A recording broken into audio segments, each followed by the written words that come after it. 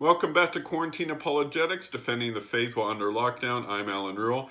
Yesterday, I talked about some wacko nun who basically attacks the pro-life movement and says if you don't endorse cradle to grave, welfare state, womb to tomb, you are not truly pro-life. Of course, she's a whack. We don't have to listen to her. But in debating actual pro-choice people, there's an argument. I figured I would do some pro-life apologetics. There's an argument that they use. It comes up all the time, and the answer is, or sorry, the question, the argument is, what about rape? What about rape? What if a woman's raped? Okay. Now, 98% of the people that bring this up to you, they believe that all abortions are moral or okay or should be permitted. All. Now, of course, rape is only a small percentage of all abortions.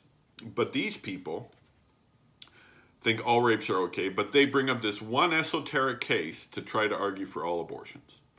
And of course, when you put it that way, it's pretty ridiculous. But well, what they try to do is to try to, all right, let's do an example.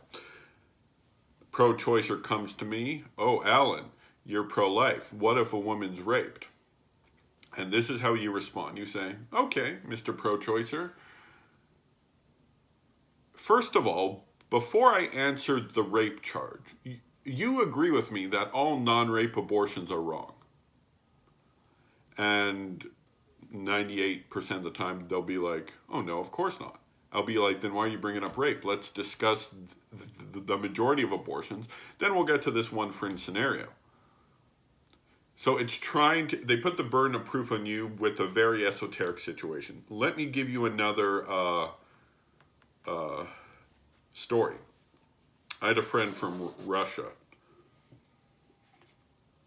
Russia has some of the highest abortion rates on the planet. It's freaking insane how much abortion they do there.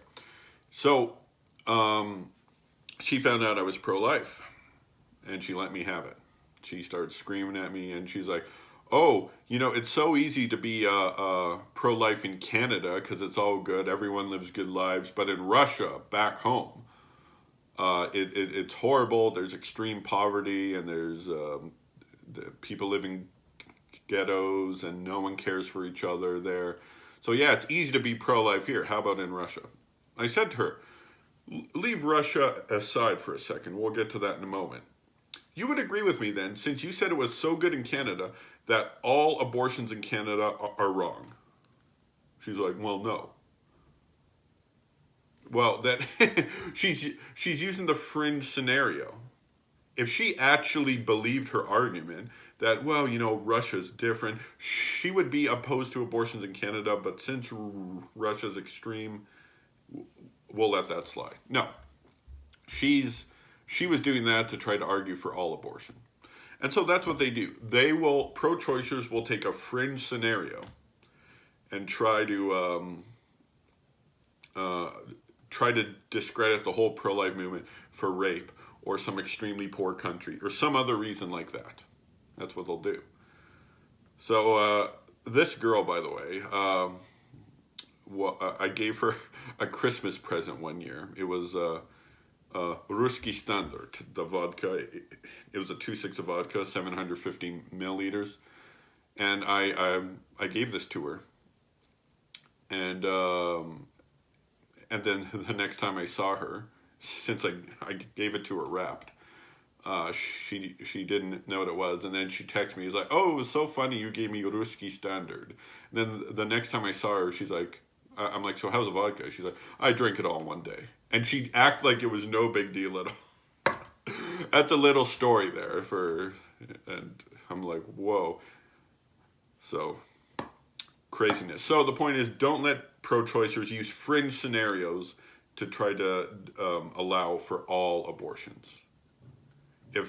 Now, the odd time when you're arguing, you will come across a person that is against all abortions except for rape. It's very rare, but it happens the odd time. So then you have to actually address rape. I respect those people enough to actually address rape. But if you're a 100% pro-choicer, don't be trying to pull the rape card. And if they do try to pull the rape card on you, you follow my tactics. And all right, stay safe, stay healthy, and God bless you all.